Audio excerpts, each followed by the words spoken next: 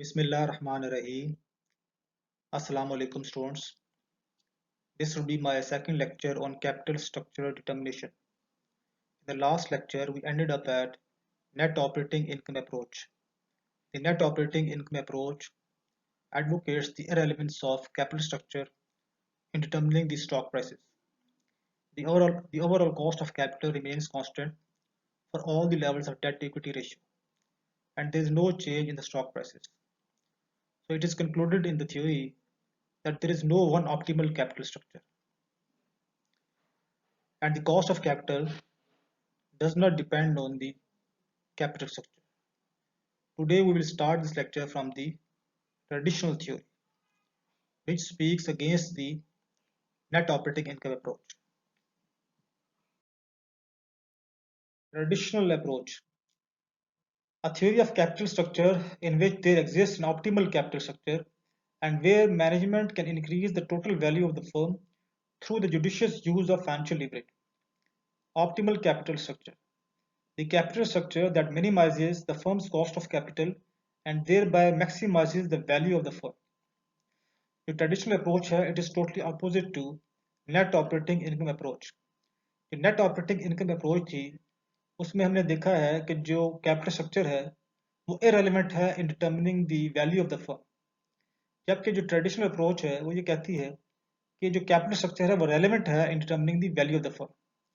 Secondly वो ये कहती है कि अगर हम फाइनेंशियल लीवरेज को डेट को वाइजली यूज करें जो कि चीपेस्ट सोर्स ऑफ फाइनेंसिंग है तो हम एक ऑप्टिमल कैपिटल स्ट्रक्चर अचीव कर सकते हैं. और ऑप्टिमल कैपिटल स्ट्रक्चर क्या है कि वो मिक्स जो लॉन्ग टर्म फाइनेंसिंग का कि जहाँ पे जो ओवरऑल कॉस्ट ऑफ कैपिटल है वो मिनिमम हो और जो वैल्यू ऑफ द फर्म है वो मैक्सिमम हो.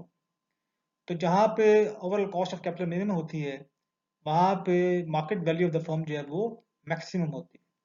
तो ट्रेडिशनल अप्रोच जो है वो एडवोकेट करता है relevance of capital structure. Here you can see a graph of traditional approach. Debt equity ratio is drawn on x-axis and cost of capital is drawn on y-axis. If you look at this graph closely, you can see that this graph is different from the graph of net operating income approach.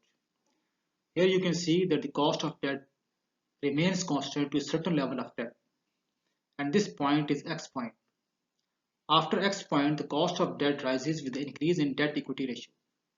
It means that after x point, if we add up more debt funds in our capital structure, the cost of debt will increase. On the other hand, till this point, the cost of equity does not entirely offset the benefit of cheapest debt funds. After this point, the increase in cost of equity more than offsets the use of cheaper debt funds in capital structure. So after this point, this X point, the overall cost of capital rises. So the X point is the optimal capital structure point, where we have achieved a certain mix of debt and equity ratio which can minimize the cost of capital and thereby maximize the value of the firm.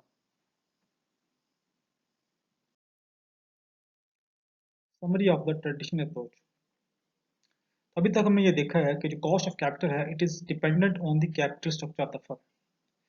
Traditional approach है वो support करती है इस बात को कि जो cost of capital है it depends on the capital structure of the firm.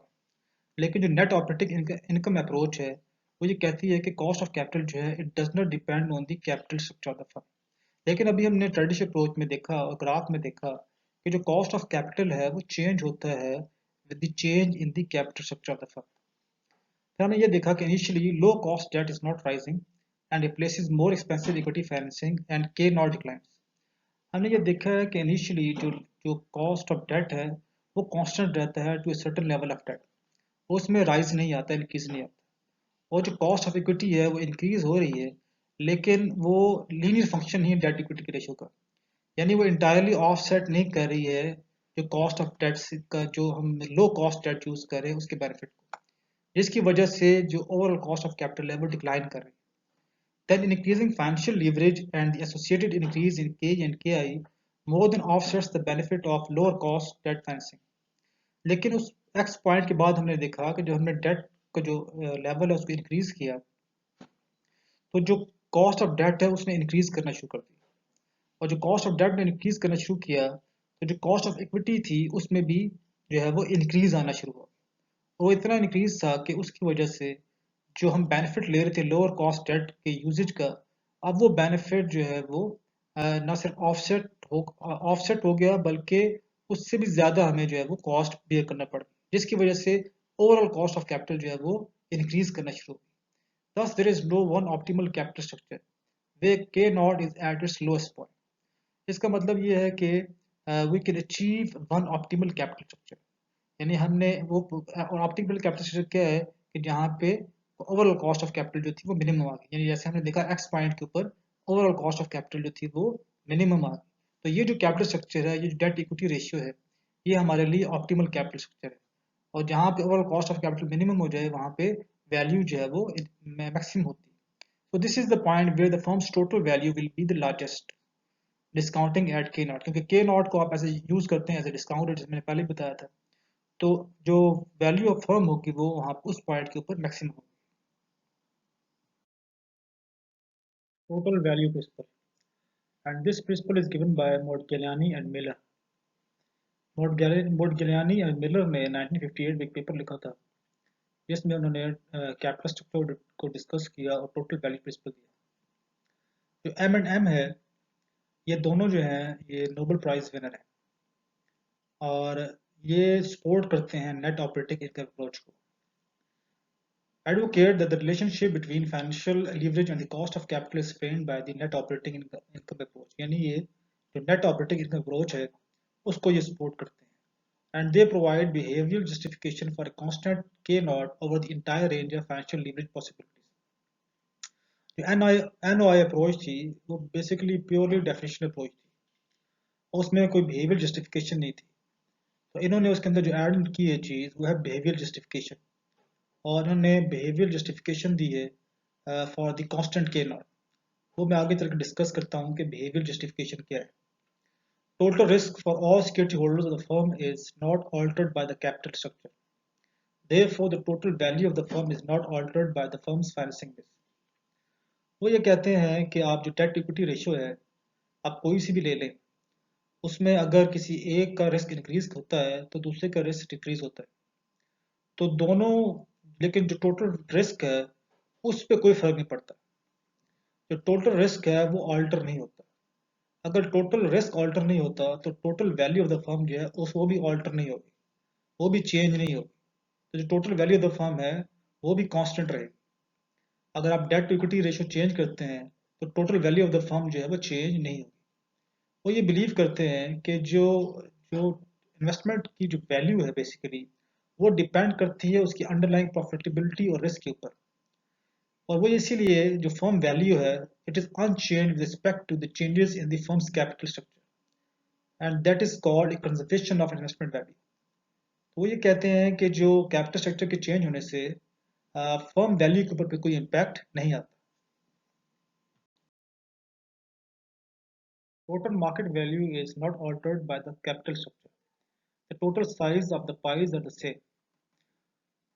इसमें वो ये कह रहा है कि जो कैपिटल स्ट्रक्चर है, यानी जो डेट इक्विटी रेशियो है, ये जो composition of long term financing है, इसके चेंज होने से टोटल मार्केट वैल्यू के ऊपर कोई इम्पैक्ट नहीं आता, वो चेंज नहीं होती। यानी इसकी सिंपल एग्जांपल आप ये ले लें कि अगर आप एक 14 इंच का पिज़्ज़ा लेते हैं, उस 14 इंच के पिज़्ज़े को अगर आप 10 हिस्सों में तकसीम करते हैं, या आप उसको 15 हिस्सों में जो है वो उसको तकसीम करते हैं, या आप उसको 20 हिस्सों में तकसीम करते हैं, या आप उसको 30 हिस्सों में तकसीम करते हैं, उससे जो टोटल साइज है उस पिज़्ज़े का वो चेंज नहीं होता, चाहे उसके आप कितने प्रोपोर्शन कर दें। इसी तरह जो डेट इक्विटी रेशियो है, यानी अगर आप डेट और इक्विटी की कोई भी परसेंटेजेस ले लें, 30% डेट ले लें और 70% इक्विटी ले लें, 40% डेट ले लें और 60% इक्विटी ले लें, या 50-50% ले लें, इससे कंपोजिशन तो चेंज होगी, लेकिन जो total value of the firm है उस के ऊपर कोई इम्पैक्ट नहीं आएगा, वो चेंज नहीं।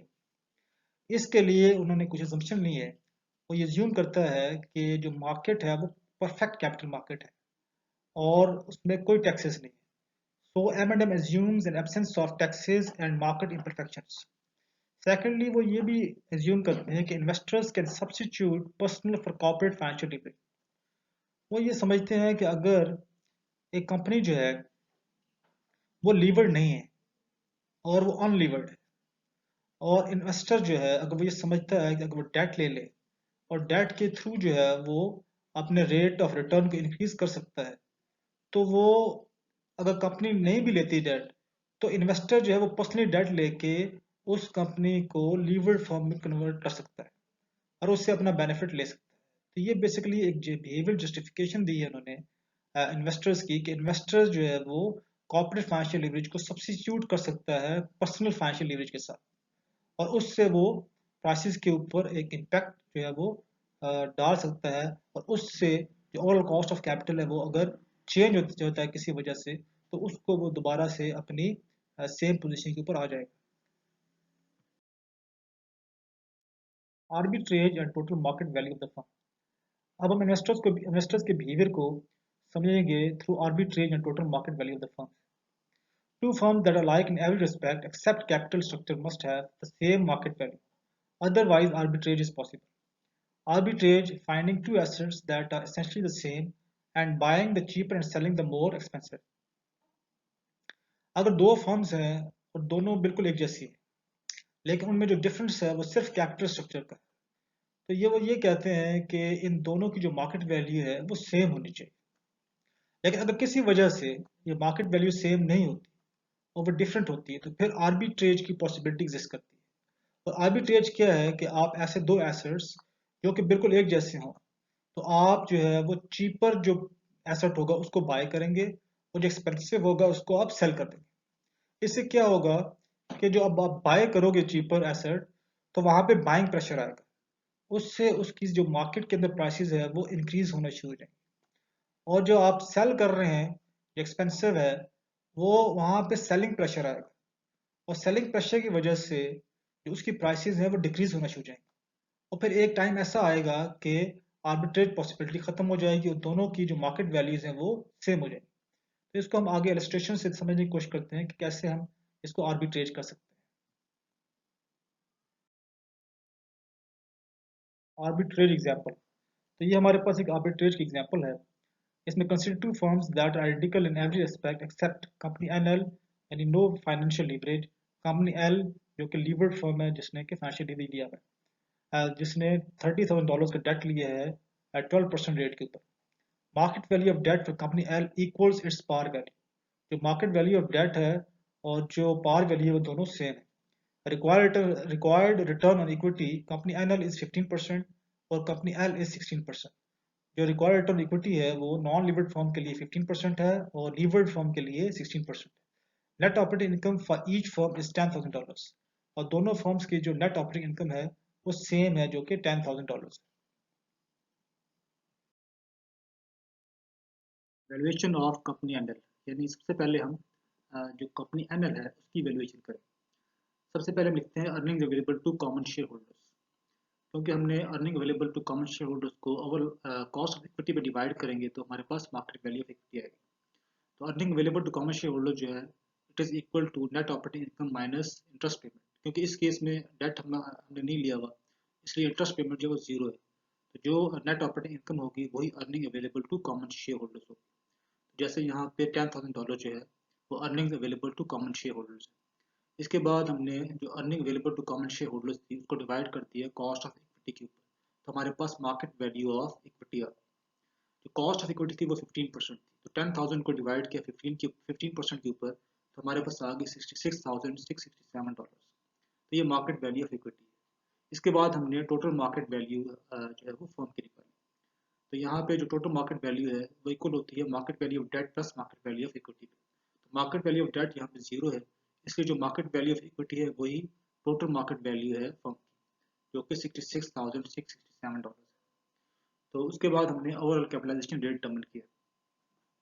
उसके लिए हमने जो अर्निंग्स जो नेट ऑपरेटिंग इनकम है उसको अगर आप डिवाइड करते हैं total market value of firm के ऊपर, तो हमारे पास ओवरऑल कैपिटलाइजेशन रेट आ जाता है।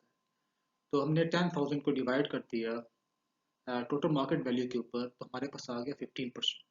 तो डेट इक्विटी रेशियो यहाँ पे 0% है, क्योंकि हमने सिर्फ जो है वो इक्विटी के थ्रू फाइनेंसिंग की है, डेट के थ्रू फाइनेंसिंग नहीं की। वैल्यूएशन ऑफ कंपनी है, अब हम जो लीवर्ड फॉर्म है उसकी वैल्यूएशन करेंगे। Earning available to common share holders जो है उसमें नेट ऑपरेटिंग इनकम में से हमने इंटरेस्ट पेमेंट को लेस किया। $30,000 हमारा डेट था, 12% उसके ऊपर इंटरेस्ट था, तो 12% ऑफ 30,000 ले लें तो वो 3600 आता है।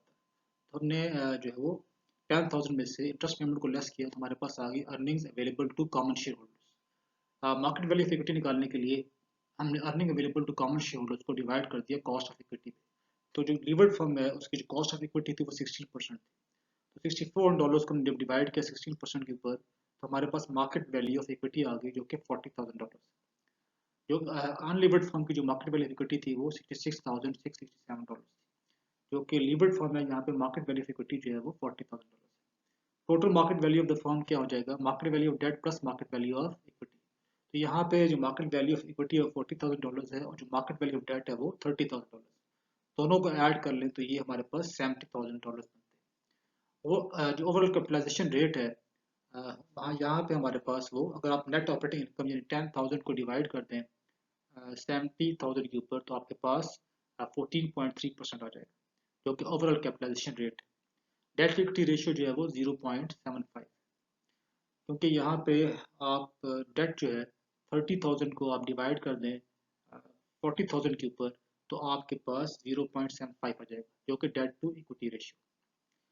तो अगर हम यहाँ पे देखें तो अब हमारे पास जो ओवरऑल कैपिटलाइजेशन रेट है वो 15% से कम होके 14.3% हो गया, क्योंकि हमने यहाँ पे डेट यूज़ किया। तो ओवरऑल कैपिटलाइजेशन रेट मिनिमम होने से टोटल मार्केट वैल्यू जो है वो इंक्रीज करके 70,000।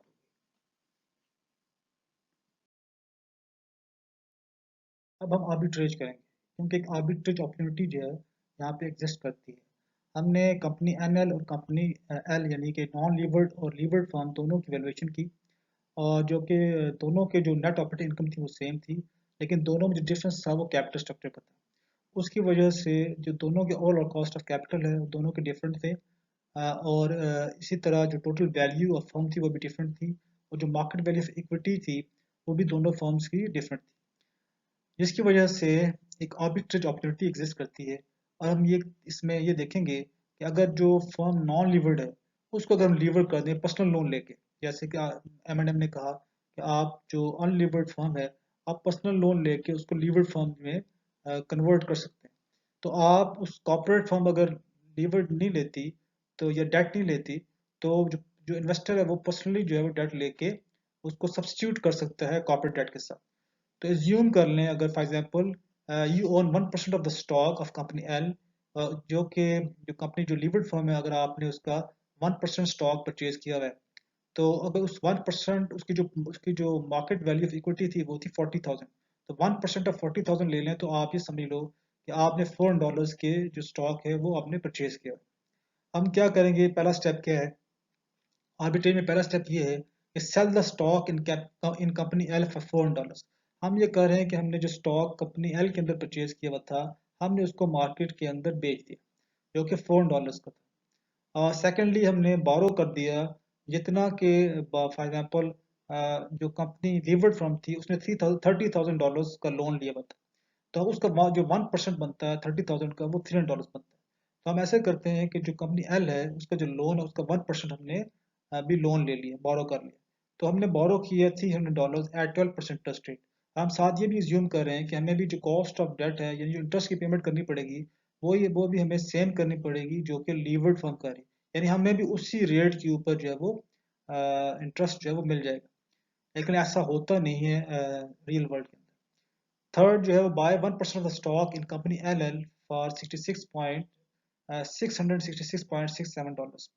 ये जो कंपनी दूसरी नॉन लिमिटेड फर्म है, अब हमने इस पैसों से उसका जो 1% स्टॉक है उसको परचेज कर लिया। जैसे पहले हमारे पास जो ओनरशिप थी 1% वो लिमिटेड फर्म में थी, अब हमने 1% जो ओनरशिप उसको छोड़ के लिमिटेड फर्म के अंदर हमने उसको जो नॉन लिमिटेड फर्म है उसमें हमने इन्वेस्टमेंट कर दी, तो वो जो वैल्यू बनती है 1% ऑफ 66,667 की, वो बनती है $666.67। So this leaves you with $33.33 for other investments। यानी हमारे पास जो टोटल फंड्स अवेलेबल हैं अब वो $400 जो हमने स्टॉक बेचा था उससे, प्लस हमने जो $300 बोरो किए, तो 400 प्लस $300, तो ये हमारे पास टोटल हो गए $700। और हमने जो टोटल इन्वेस्टमेंट की है वो $666.67 की है। तो इस 700 में से ये लेस कर लें तो हमारे पास $33.33 अभी भी अवेलेबल है कि हम किसको किसी और जगह पे इन्वेस्ट कर सकें। अब फोर्थ स्टेप में हम रिटर्न इन्वेस्टमेंट निकालेंगे जो कि कंपनी एल में और जो कंपनी एन एल है, यानी लीवर्ड फर्म और नॉन लीवर्ड फर्म। सबसे पहले हमने जो इन्वेस्टमेंट की हुई थी कंपनी एल में, उस पर देखते हैं कि हम कितना रिटर्न अर्न कर रहे थे। हमारी जो इन्वेस्टमेंट थी कंपनी एल में वो थी $400 की, और हमने जो रिटर्न इक्विटी हमें मिल रहा था वो 16% था। तो हमारे पास जो रिटर्न बनता है 16% को आप 400 से मल्टीप्लाई करते हैं तो ये आता है $64। इसी तरह जब हमने आर्बिट्रेज किया और हमने 1% जो है वो ओनरशिप ले ली नॉन लिवर्ड फर्म में, जो बनती है $66.67, और हमें जो रिटर्न वहाँ पे मिल रहा है वो है 15%। तो 15% को इससे मल्टीप्लाई कर दें तो ये आ जाता है $100। क्योंकि हमने डेट भी लिया था और डेट के ऊपर जो इंटरेस्ट पेमेंट है वो बनती है 12%, तो हमने 12% ऑफ $300 ले लिया तो ये आ जाता है 36। 100 में से 36 लेस कर दें तो हमारे पास जो नेट रिटर्न आता है वो $64।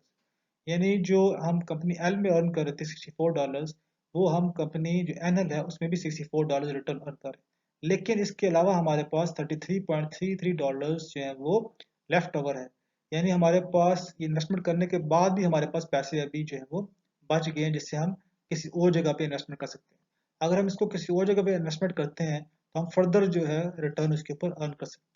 इसका मतलब ये है कि जो हमारी पर्सनल इन्वेस्टमेंट थी वो थी $400 की, और हमने जो अगर $400 में से अगर मैं ये लेस कर दूं $33.33, तो मेरी जो पर्सनल इन्वेस्टमेंट बनती है वो बनती है $366.67। इसका मतलब ये है कि मैं कम पर्सनल इन्वेस्टमेंट करके ज़्यादा रिटर्न अर्न कर रहा हूँ। यानी मैं जो था पहले मैं $4 के ऊपर $64 अर्न कर रहा था, लेकिन अब मेरी जो पर्सनल इन्वेस्टमेंट है वो $36.67 है, और मैं सेम रिटर्न अर्न कर रहा हूँ। और इसके अलावा मेरे पास अभी भी $33.33 जो है वो पड़े हुए हैं, जिससे मैं कहीं और इन्वेस्ट करके जो है रिटर्न अर्न कर सकता हूँ। तो यहाँ पे हमें हमने ये देखा है कि जब हमने जो कंपनी नॉन लीवर्ड थी, जब हम उसको लीवर्ड किया तो हम यहाँ पे इन्वेस्टर जो है वो ज़्यादा रिटर्न कर। लेकिन ये जो प्रोसेस है आर्बिट्रेज का, ये उस वक्त तक चलता रहेगा जब तक ये जो रिटर्न है वो दोनों कंपनीज के ऊपर सेम नहीं रहता। जब वो सेम हो जाएगा तो फिर जो है वो टोटल जो मार्केट वैल्यू है दोनों की सेम हो जाएगी। उस पॉइंट पे जो ओवरऑल कॉस्ट ऑफ कैपिटल है वो सेम हो जाएगी। क्योंकि जब आप बेचना शुरू करेंगे तो वहां पे एक तरफ सेलिंग प्रेशर आएगा, जब आप खरीदना शुरू करेंगे तो वहां पे बाइंग प्रेशर आता है, जिसकी वजह से प्राइसेस जो हैं, जब सेलिंग प्रेशर आएगा तो प्राइसेस जो है वो नीचे आना शुरू हो जाएंगे, और दूसरी कंपनी के ऊपर जब बाइंग बाइंग जहाँ पे होगी तो वहां पे प्राइसेस जो है वो ऊपर जाना शुरू कर देंगे, जिसकी वजह से दोनों जो स्टॉक्स हैं उनकी प्राइसेस एक सेम लेवल के पर आ जाएंगी, और आर्बिट्रेज की जो अपॉर्चुनिटी है वो सीज हो जाएगी। समझिए आप आर्बिट्रेज ट्रांजेक्शन, हमने ये देखा है कि इन्वेस्टर जो है the investors use personal rather than corporate financial leverage. Investor जो है वो पर्सनल लोन लेके जो है वो उसको सब्स्टिट्यूट कर सकता है कॉर्पोरेट फाइनेंशियल लीवरेज के साथ। इसी तरह the equity share price in company NL rises based on increase share demand. जब आप कंपनी एन जो नॉन लिवर्ड फर्म थी उस कंपनी की शेयर्स को परचेज शुरू करना शुरू कर देंगे, और जब आप, क्योंकि आप अकेले नहीं हैं, बहुत सारे और मार्केट पार्टिसिपेंट्स हैं, जब उनको एक आर्बिट्रेज अपॉर्चुनिटी नजर आएगी तो वो उस कंपनी के शेयर्स को परचेज करना शुरू कर देंगे।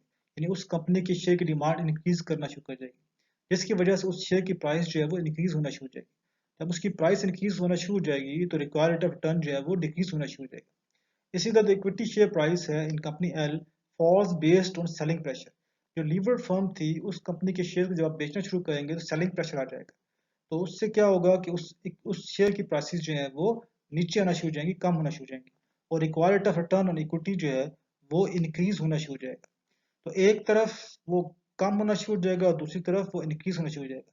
तो वो एक लेवल के ऊपर आ जाएगा जहाँ पे आर्बिट्रेज अपॉर्चुनिटी जो है वो कम हो जाएगी, यानी खत्म हो जाएगी। Arbitrage continues until total firm values are identical for companies N L and L. यानी जो दोनों फर्म्स हैं उनकी टोटल वैल्यू है, फर्म वैल्यू, वो सेम हो जाए। यानी वो पॉइंट जहाँ पे अब आर्बिट्रेज एग्जिस्ट नहीं करेगा। जब एक की प्राइसेस अप जाएंगी और दूसरे की प्राइसेस डाउन आएंगी तो एक वक्त आएगा कि दोनों की प्राइसेस मार्केट के अंदर सेम लेवल के ऊपर आ जाएंगे। यानी जहाँ पे रिक्वायर्ड रेट ऑफ रिटर्न एक का इंक्रीज कर रहा है और दूसरे का डिक्रीज कर रहा है, तो एक पॉइंट ऐसा आ जाएगा कि दोनों जो है वो दोनों के जो रिक्वायर्ड ऑफ रिटर्न है वो कोइंसाइड कर जाएंगे, एक सेम लेवल के ऊपर आ जाएंगे।